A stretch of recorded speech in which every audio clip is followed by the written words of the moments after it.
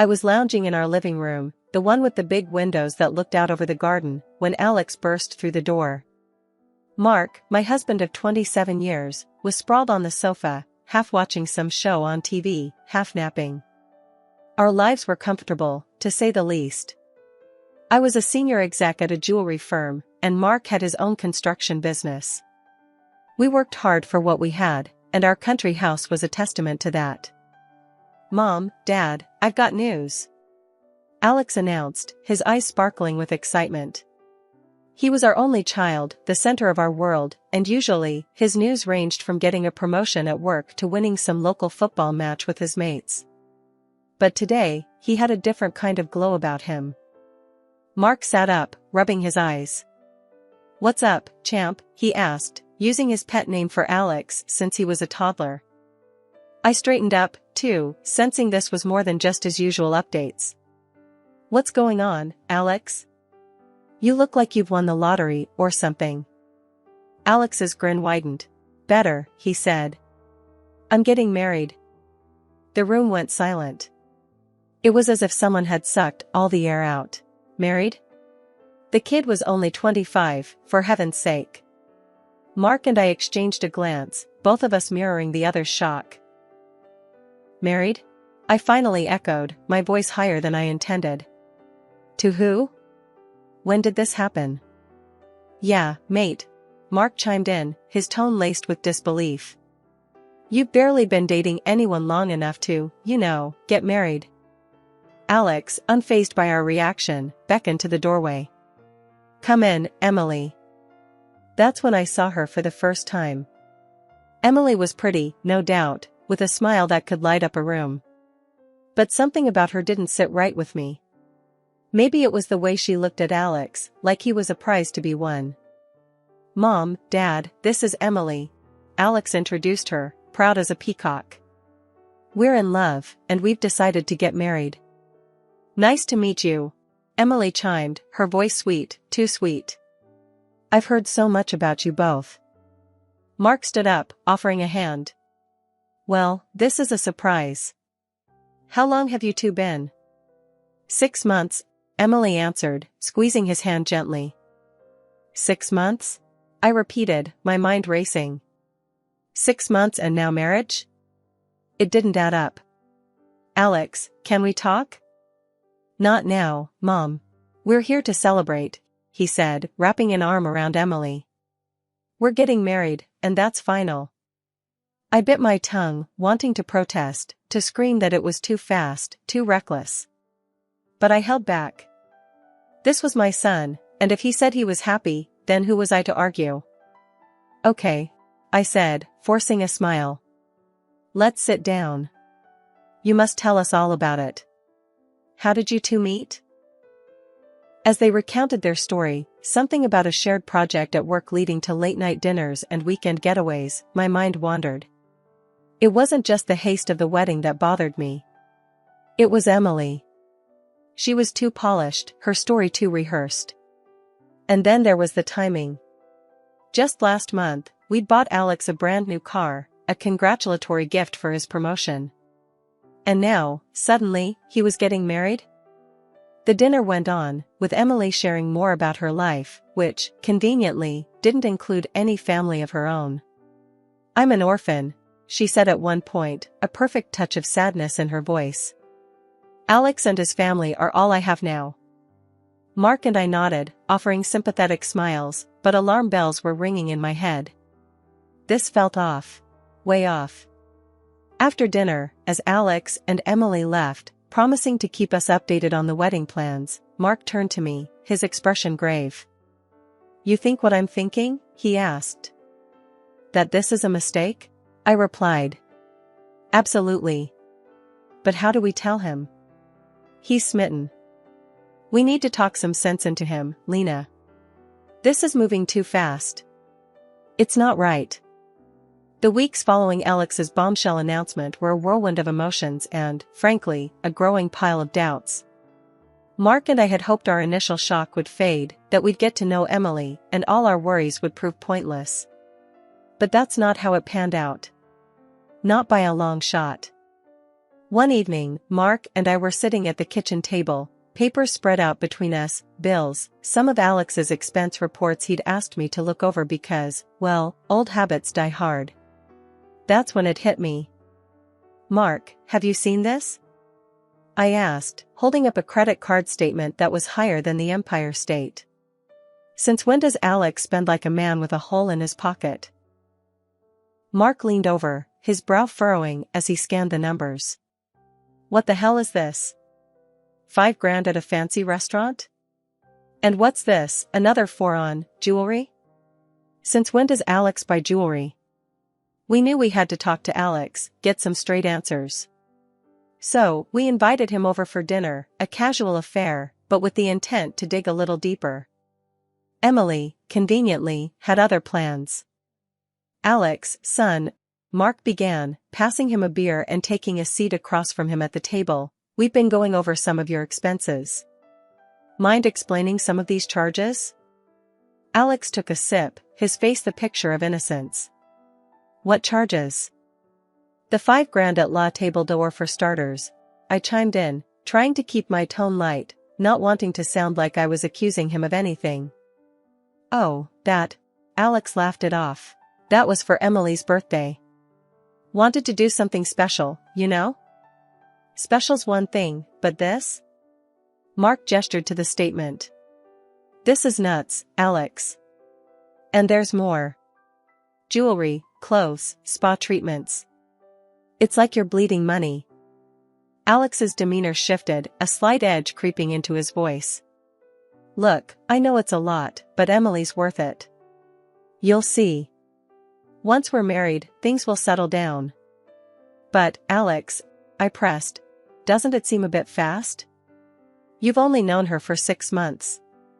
And all these expenses. It's not like you." He stood up then, frustration evident. "I can't believe this. I thought you'd be happy for me. Emily makes me happy. Why can't you see that?" "We do, son," Mark said, standing to put a hand on his shoulder. "We just want to make sure you're not getting taken advantage of." Alex shrugged off his hand. "I'm not a kid, Dad. I know what I'm doing." With that, he grabbed his jacket and left, leaving us with more questions than answers. As we prepped for bed, thoughts of how to protect Alex swirled in my head. But then, another curveball hit us. Alex called, his voice a mix of excitement and nerves. "Mom, Dad, Emily's pregnant. We need to speed up the wedding." That news hit like a freight train. "Pregnant? Now?" It explained the rush, but it piled on a ton more doubts. The wedding wasn't just fast-tracked, it was shot out of a cannon. Between the shock announcement and the big day, time seemed to warp. The preparations were a blur, each day melding into the next under the weight of organizing what was shaping up to be a lavish affair, thanks largely to Emily's modest wishes. One evening, as Mark and I reviewed the final guest list and the mountain of bills that had piled up, the reality of it all hit me like a ton of bricks. "Mark, this is insane," I said, shaking my head in disbelief. "We're bleeding money left and right. This wedding, it's like we're throwing a royal bash." Mark, ever the calm in my storm, sighed deeply. "Lena, what can we do? Alex is dead set on this, and with the baby on the way. We've got to support him." "Yeah, but at what cost?" I snapped back, frustration boiling over. "It's not just the money, Mark. It's this whole rush job. It doesn't sit right with me." Before we could spiral further into our debate, Alex called, excitement brimming in his voice. "Hey, Mom, Dad, everything's set. This is going to be the best day ever." I forced a smile I hoped he could hear over the phone. "That's great, honey. We're so happy for you." The day arrived in a whirlwind of activity. The venue was nothing short of breathtaking, a testament to Emily's taste for the finer things in life. As guests began to fill the seats, Mark and I took our place at the front, our smiles plastered on, ready to welcome the onslaught of well-wishers. Emily floated down the aisle like a vision, her dress a masterpiece of lace and sparkle. Alex looked on, awestruck, and for a moment, my heart softened. My son was happy, truly happy. Maybe I had been wrong about Emily. The ceremony was a blur of vows and tears, mostly from Emily's side, given she had no family present. The reception kicked off with the usual pomp, speeches dripping with sweetness, and a dance floor that beckoned even the most reluctant. As Mark and I made our rounds, greeting guests and sharing laughs, I caught snippets of conversations that set my teeth on edge. "Did you hear? The whole thing's on the parents' dime," one distant cousin whispered, not so discreetly. "Quite the fairy tale, huh? Wonder how long till the clock strikes midnight," another quipped, sipping on a cocktail that probably cost more than my first car. I brushed off the comments, focusing instead on making sure everyone enjoyed themselves. It was during one of these rounds that I overheard a conversation between Emily and a group of her friends, tucked away in a quieter corner of the venue. And then I told him, if we're going to do this, it's got to be big. Go big or go home, right? Emily was saying, her laughter light and carefree. One of her friends chimed in, "Girl, you landed a gold mine. Play your cards right, and you're set for life." My heart sank. There it was, the confirmation of my worst fears, laid bare in a few careless sentences. I wanted to confront her then and there, demand she explain herself, but Mark caught my eye, shaking his head slightly. "Not here. Not now." Post-wedding life settled into a rhythm of sorts, but not the kind you'd hope for. The bills kept coming, each one a stark reminder of the lavish affair that was Alex and Emily's wedding. But it wasn't just the wedding expenses that had me on edge, it was the continuous drain on the account we'd set up for them, supposedly for starting their life together. One evening, as Mark and I were going through our finances, I came across the latest statement for Alex and Emily's account. My heart sank as I scanned the list of transactions. "Mark, look at this," I said, my voice tight with frustration. "They're burning through money faster than we can count. Spas, designer boutiques, high-end restaurants. This isn't starting a life, it's living like there's no tomorrow." Mark took the statement, his brow furrowing as he read. "This is madness, Lena. We were supposed to help them get on their feet, not fund a never-ending honeymoon." Feeling a mix of anger and concern, I decided it was time for a heart-to-heart with Alex. I invited him over, making it clear it was a mother-son chat, no Emily. When Alex arrived, he looked happy but tired, the weight of his new life etching lines on his young face.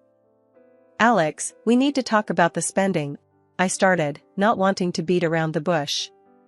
"You and Emily are going through money like it's water. This isn't sustainable." Alex sighed, a defensive edge creeping into his voice. "Mom, we're just enjoying life. Emily's had it tough, you know that. I want to give her the world." "Enjoying life is one thing, Alex, but this is excessive. You're not just spending money, you're wasting it on things that don't matter. What about saving for the future? For the baby?" But before I could press further, Alex dropped a bombshell that shifted the ground beneath our feet. "Actually, Mom, about the baby," he trailed off, looking anywhere but at me. "Emily had a miscarriage." The words hit me like a physical blow. Not just the sadness of the loss, but the timing, the convenience of it all. "When? Why didn't you tell us sooner?" I asked, my suspicion struggling against my sympathy. "It happened a few weeks ago. Emily didn't want to make a big deal out of it. She's been struggling. Struggling or not, something didn't add up. The more I thought about it, the more the pieces refused to fit together. Determined to get to the bottom of it, I decided to pay a surprise visit to Alex and Emily's place the following week. What I found was a scene straight out of a luxury magazine shoot, not the home of a couple supposedly grieving and tightening their belts. The music was soft but upbeat, the apartment spotless and filled with new, expensive-looking furniture. It was Emily's voice that drew me in, floating from the bedroom where she was on a call, unaware of my presence. "Yeah, babe, don't worry. His folks are eating out of my hand. We'll have the rest of the money soon. This fool doesn't suspect a thing, she was saying, her tone light, almost giddy. My blood ran cold. His folks? This fool? Was she talking about Alex? About us? I stood there, frozen, as Emily laughed again, her words a knife twisting in my gut. Just a little longer, and we'll be set for life. No need to rush the divorce. I'll milk this as long as I can. Rage and betrayal swirled inside me, a toxic mix that threatened to spill over. I wanted to storm in, confront her then and there, but something held me back. This needed to be handled carefully, strategically. I left as quietly as I had arrived, my mind racing with the implications of what I'd just heard. Mark needed to know, and we needed a plan. Emily was playing us, and it was time to turn the tables. After the revelation at Alex and Emily's, Mark and I knew it was time to get serious. We couldn't just sit back and watch as our son's life got dragged through the mud by someone who saw him as nothing more than a payday. So, we did the only thing that made sense at the time, we hired a private detective. The detective, a no-nonsense guy named Joe, came recommended by a friend of a friend who had been through something similar. He had a reputation for being discreet and getting results, which was exactly what we needed. Mark and I sat down with Joe in our living room, the air thick with tension and desperation. I kicked off the meeting, trying to keep my voice steady. Joe, our son's wife, we believe she's not who she says she is. Joe nodded, jotting down notes in a small pad. I see this more often than you'd think. What makes you suspect her? Mark took over, detailing the extravagant spending, the suspicious behavior, and the overheard conversation that had set off alarm bells. Understood, Joe said, closing his notebook. I'll start with the basics, dig into her past, and see who she's been associating with. It might take some time, but we'll get to the bottom of it.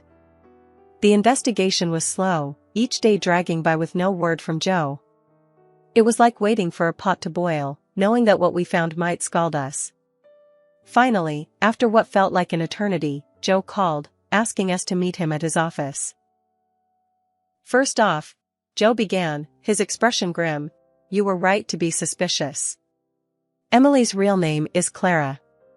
Emily was an alias, and she's got a history of targeting wealthy men. My stomach twisted at his words, a mixture of vindication and heartbreak. What about her accomplice? I asked, dreading the answer. Joe slid a photo across the desk, showing Emily, Clara, with a man we'd never seen before. This is her partner in crime, so to speak. Been working together for years. Seems your son was their latest mark. Mark's jaw clenched, his anger palpable. Can we go to the police with this? It's enough to start, Joe confirmed. But there's more. They were planning to clean out your son's accounts, then move on to the next target. There's a trail of victims. The room spun as the implications sank in. Our son, the latest in a line of men duped by a pair of professional con artists. It was almost too much to bear. When we arrived home, Alex was there, waiting for us.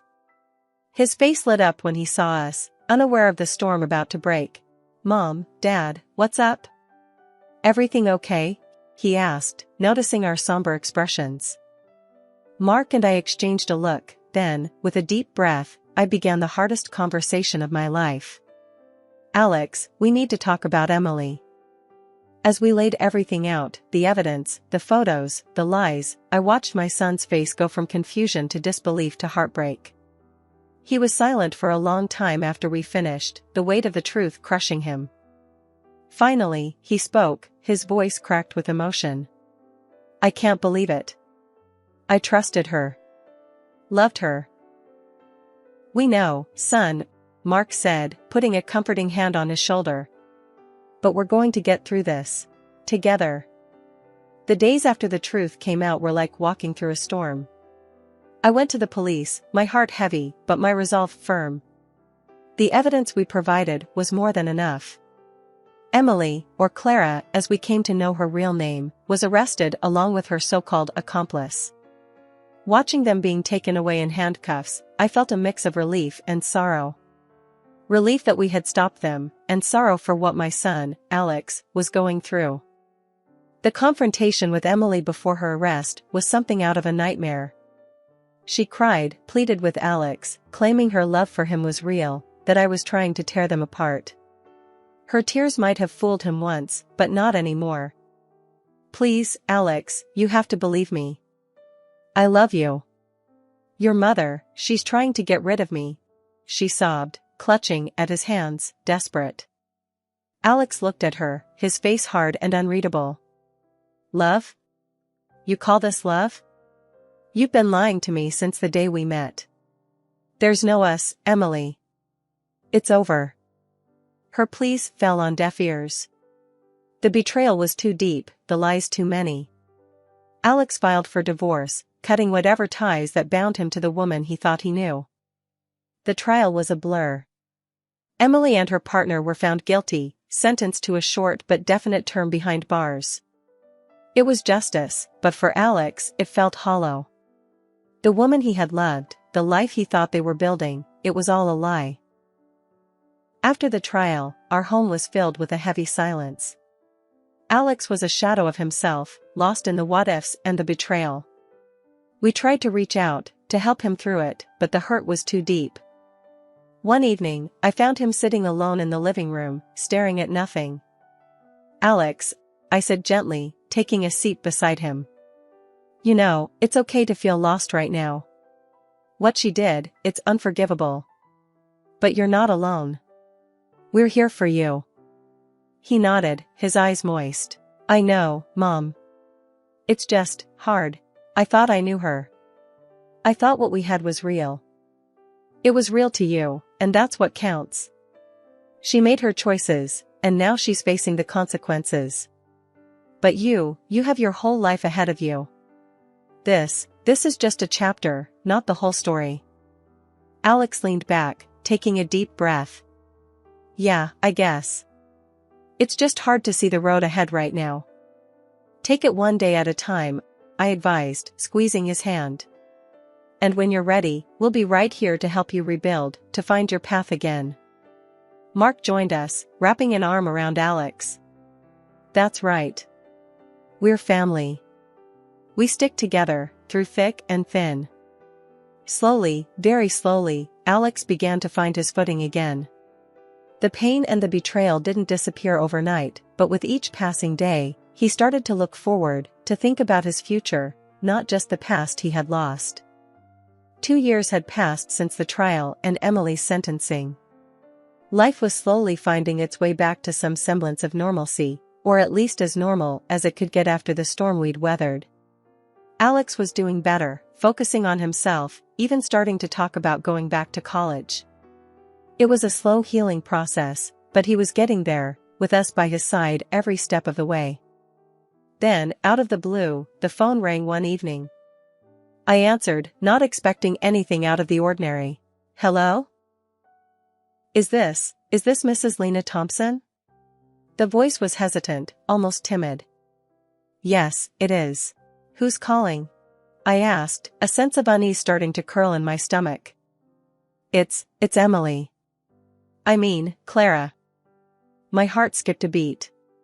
After everything that had happened, hearing her voice was the last thing I expected. What do you want? My voice was cold, harder than I intended. I'm in trouble. I need help. I have nowhere else to turn, she said, desperation seeping through her words. And you thought to call here? After everything you've done? I couldn't keep the disbelief out of my voice. I know I have no right to ask, but I'm alone, and I'm pregnant. For real, this time. The news hit me like a punch. Pregnant. The audacity of her calling us, after the lies and the pain she caused, was astounding. Listen, Clara. You made your choices. You have to live with them. As for your situation, I suggest you find help elsewhere. There are places, agencies that can offer assistance. But I thought maybe, after everything, there could be a chance for forgiveness.